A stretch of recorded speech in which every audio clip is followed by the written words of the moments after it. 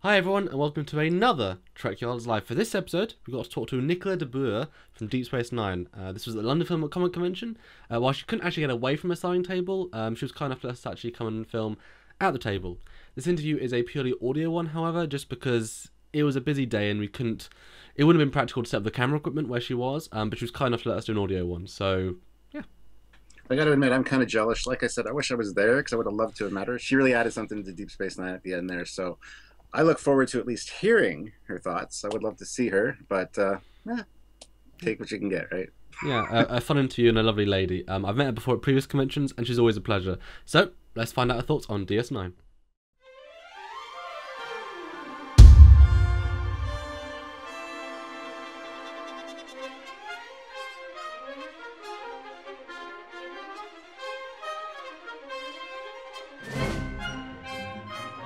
So we're still at LFCC with Nicole de Boer. Is that right this time?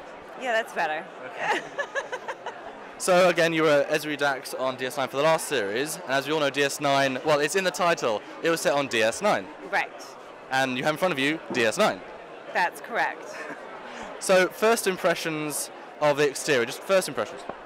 I think it's home sweet home, isn't it? I think it's really cool looking. I really do love this space station. I love the design. I think it looks kind of fierce. I find it sexy.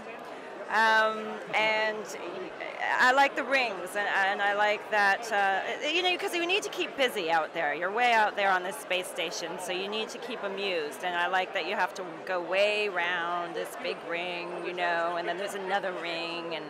And I would think that it's good for jogging, to stay healthy. Seems like a good long run all the way around. So you build a mouse wheel into the station and it works? Basically, yeah. There's a lot of places to go, it seems like, and that's what I personally loved about living on this station. Living. Yes, exactly. So obviously it was called DS9, so you must have had a chance or an inclination to see what does the station look like before coming on the show. So what was the first time you saw the station?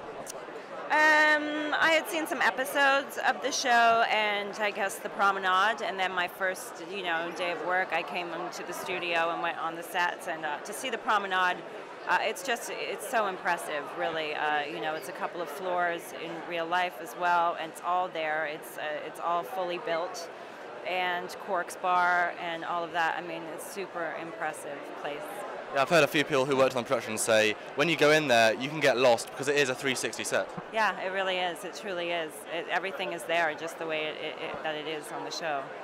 But part of what we see, we just see the Star Trek, but you see the cameras. How much can you still be immersed in the set as a full set, even if there's cameras and lights on you?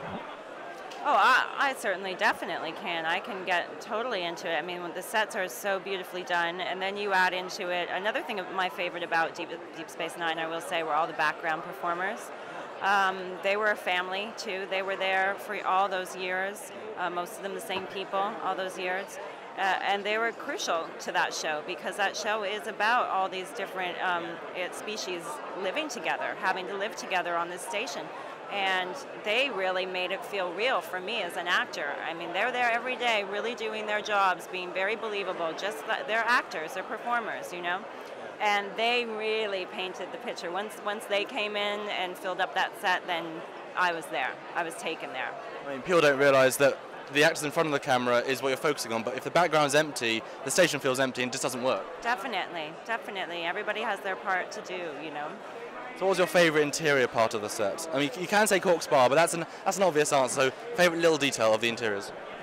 Favorite detail? I don't know. I guess I liked, when you would be in any kind of controls, any of the LED sort of things would all have initials on them, and they were all people's names, all the producers' names or writers' names and stuff like that. I thought that was pretty cute. The opening and closing of the doors was always really fun, the way that... But no sound hope for you? No sound. No, we didn't. So you try not to make the sound yourself. Like, hey, don't make the sound when the door opens. It's hard not to. Things like that. And of course the stars going by the window. Oh, wow. That's always...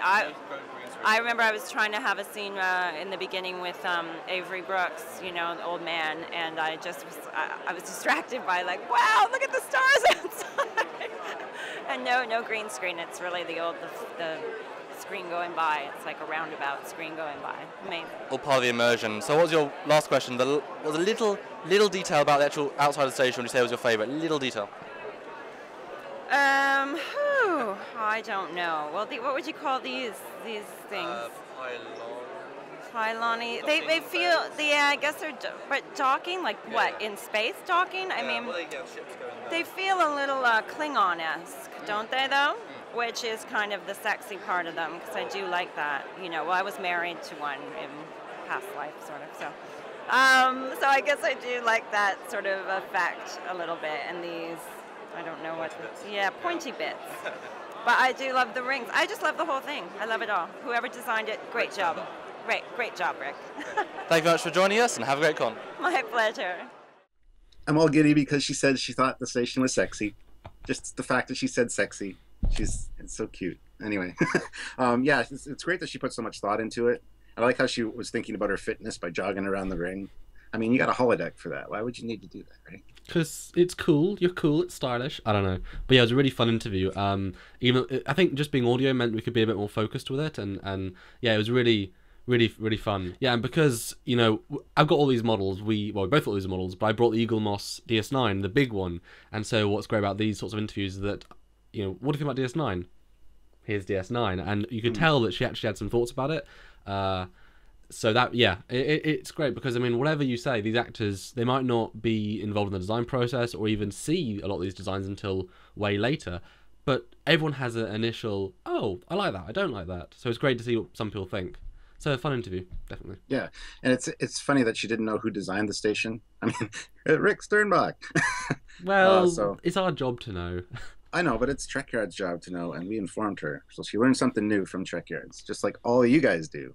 So that was a great interview. Thanks for doing that, Samuel. I know it was very impromptu, and that turned out really well. So, but awesome. I'm glad that we were able to work it out because that convention got pretty busy, and just planning things was a bit of a nightmare. But it all went out well.